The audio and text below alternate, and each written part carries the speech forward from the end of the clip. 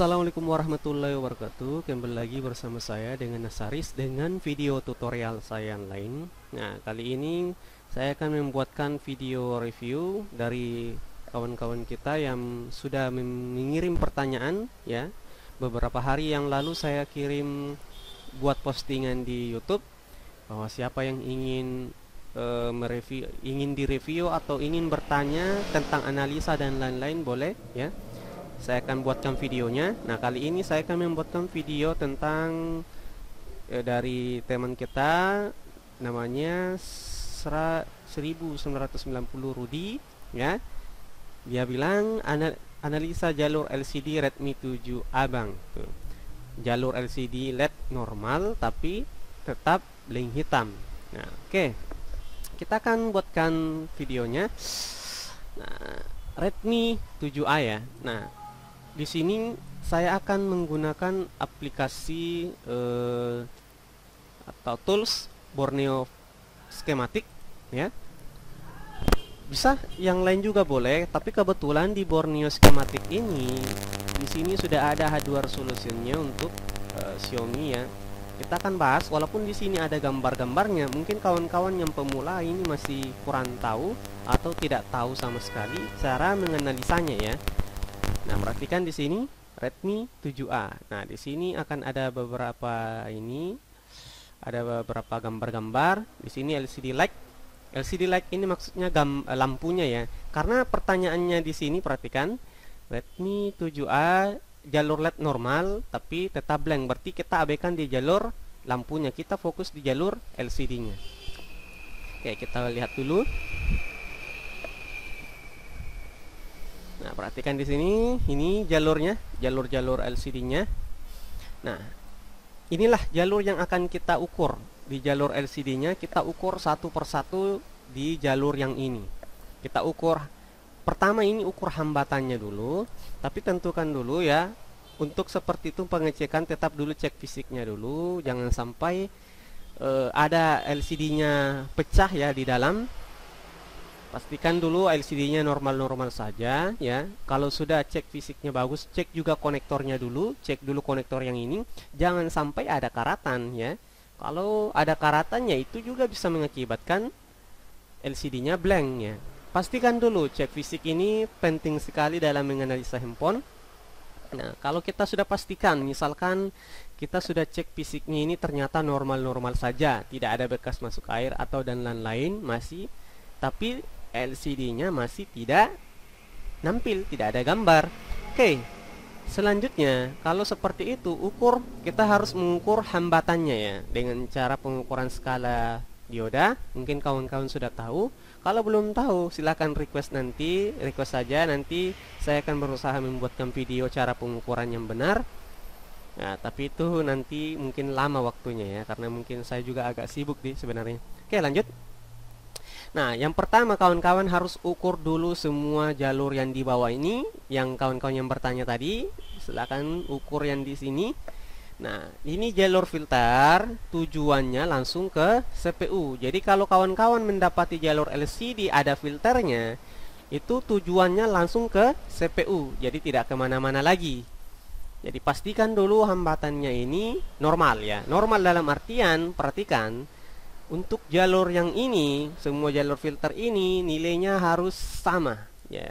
Jadi semua nilai hambatan dalam untuk filter ini harus sama. Contoh misalkan kita ukur di sini pakai avometer ya dengan skala pengukuran dioda. Misalkan di sini nilainya 200 ya. Kita ukur di sini 200. Nah, kita ukur semua jalur ini harus sama nilainya 200. Nggak boleh misalkan di sini 200, di sini 150. Nah, ini ada selisih nilai, itu bisa mengakibatkan LCD-nya blank. Berarti kalau seperti itu bermasalahnya itu ada di filternya ini. Jadi ini bisa kita ganti atau jumper ya. Kita jumper lurus saja seperti ini. Nah, itu yang pertama. Jadi pastikan dulu jalur filternya ini aman ya. Semua jalur yang ada filternya itu semua hambatan dalamnya harus sama, tidak boleh ada beda. Harus sama nilainya semuanya. Itu syaratnya. Jadi kalau ada salah satu saja nilai di sini yang kurang tidak bagus ya, tidak bagus atau nilainya tidak sama, bisa dipastikan jalur tersebut yang bermasalah. Contoh misalkan jalur ini kita ukur di sini, atau apalagi kalau misalkan jalurnya ini hambatan dalamnya tidak ada. Kita ukur hambatannya di sini, nilainya tidak ada nilainya. Nah, kalau tidak ada nilainya berarti sudah pasti itu putus ya. Tinggal kita ikuti saja. Nih.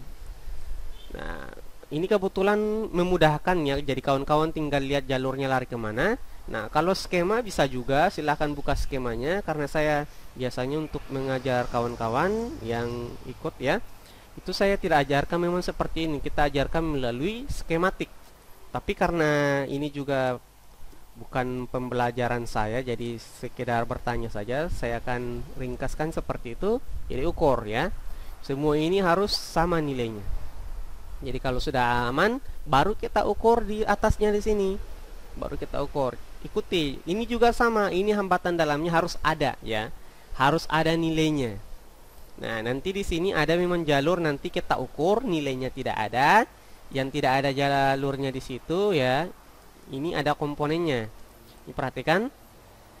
Jadi kita ukur hambatan dalamnya harus ada. Nanti yang tidak ada nilai hambatannya itu nama jalurnya seperti ini.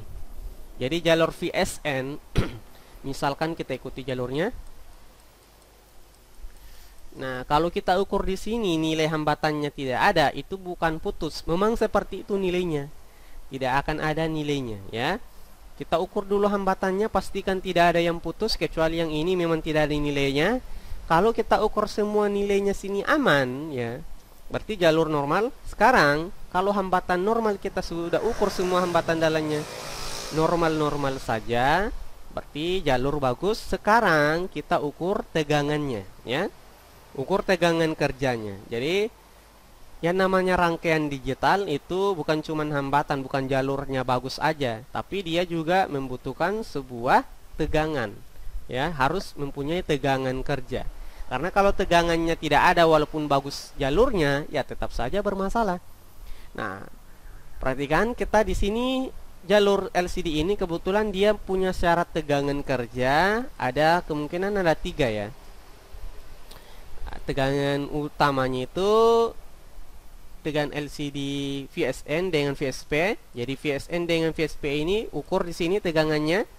Di sini harus ada nilainya 5. VSN itu minus 5 volt, VSP nilai tegangannya 5 volt. Jadi kalau VSN kalau kita ukur itu memang di avometer nanti ada minus ya. Jadi ukur hambatannya atau ukur tegangannya ini jangan di konektornya ya. Karena ini nanti LCD harus kita pasang ya, harus kita pasang. Ada memang sebagian rangkaian itu tidak memerlukan LCD untuk mengeluarkan tegangannya, tapi baiknya kita pasang saja LCD-nya ya. Kita pasang LCD-nya terus ukur. Ukurnya jangan di jangan di kapasitor di konektor, tapi ukurnya di komponen. Yang mana satu jalur, contoh yang ini, ukur di sini. Harus ada nilainya 5 volt. Nah, kalau ada minus 5 volt, kalau ada nilainya ukur di sini ya, jalur VSP-nya. Kalau nilainya ada ini Vrec 1P8. Di sini nilainya juga harus ada tegangannya 1,8 volt. Jadi pastikan kalau sudah ukur hambatan, ukur tegangan, di sini minus 5 volt. Terus yang ini 1,8 volt. Terus yang orange ini jalur VSP, nilai tegangannya 5 volt ya. Nah, terus di sini perhatikan jalur yang lain. Untuk jalur LCD ini kita lihat jalurnya masuk ke mana. Nah, ini masuk ke CPU, biasanya tegangannya 1,8 ya. Jadi jalur yang mengarah ke CPU ya, itu dominan tegangan kerjanya ya, tegangannya itu biasanya nilainya 1,8 volt ya. Atau LCD reset ini bisa nilainya 1,8 volt. Nah, yang terpenting di sini hanya 3 tegangan ini. Pastikan VSN nilainya 5 volt dengan VSP nilainya 5 volt dengan Vrec 1P8 ini nilainya harus ada sebesar 1,8 volt.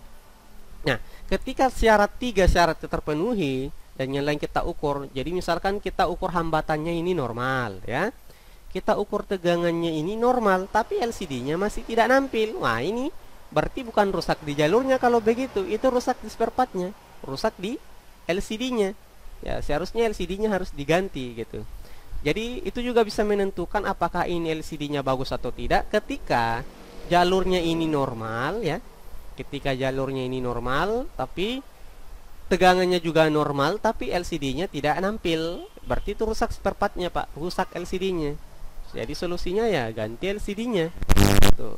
Nah, seperti itu saja ya. Jadi analisa LCD ini cukup simpel saja. Seperti itu saja. Jadi ukur hambatannya harus ada semua. Terus setelah hambatan ada, ukur tegangannya. Nah, kalau pengukurannya nanti ini step by step ya. Jadi lambat, tidak apa-apa lambat. Yang jelas nanti bisa kita analisa lebih tepat ya. Jadi lambat tidak masalah, yang jelas tepat. Jangan juga buru-buru mengganti-ganti komponen tapi tidak berhasil. Nah, sekarang bagaimana? Misalkan kita ukur salah satunya ini tegangannya tidak ada. Nah, contoh misalkan VSN tidak ada keluar tegangannya 5 volt. Nah, kita lihat arahnya lari ke mana. Nah, di sini ada IC-nya. Ada IC, dia mengarah ke IC ya. Kalau dia mengarah ke IC, ya mau tidak mau IC-nya kita ganti. Tapi sebelumnya itu harus kita harus ukur inputnya dulu. Biasanya ada koilnya ya. Ini kemungkinan ini koilnya. Ini karena jalur VSN VSP ini semacam bus regulator, jadi biasanya ada koilnya. Kemungkinan ini koilnya ya. Karena Borneo skematik ini tidak menampilkan input tegangan VSN VSP. Nah, kawan-kawan harus kembangkan sendiri. Ini kita harus melihat skemanya ya. Nah, ini enak sebenarnya kalau kita duduk langsung bareng ya. Kita bahas lebih jelasnya gitu. Karena ini hanya sebagai tutorial saja. Ya, jadi saya juga tidak bisa lebih jelasnya bagaimana gitu ya. Nanti terbelit-belit, ujung-ujungnya nanti nggak paham gitu. Kalau mau lebih jelasnya silahkan datang ke markas kami. Kita akan bimbing seperti itu ya. Sorry, iklan dulu.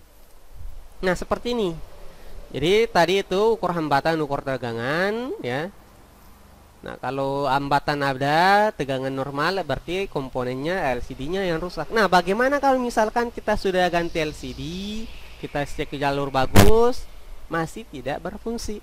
Nah, kalau seperti itu, nah perhatikan, untuk bagian LCD juga ini, itu juga dikontrol oleh software ya. Jangan sampai softwarenya juga bermasalah.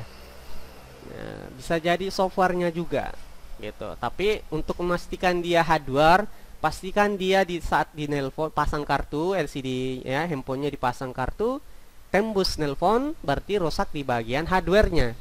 Tapi kalau tidak tembus software, tidak tembus nelpon berarti rusak bagian softwarenya. Kemungkinannya seperti itu. Oke. Nah, untuk analisa standarnya seperti itu. Semoga yang bertanya bisa memahami ya.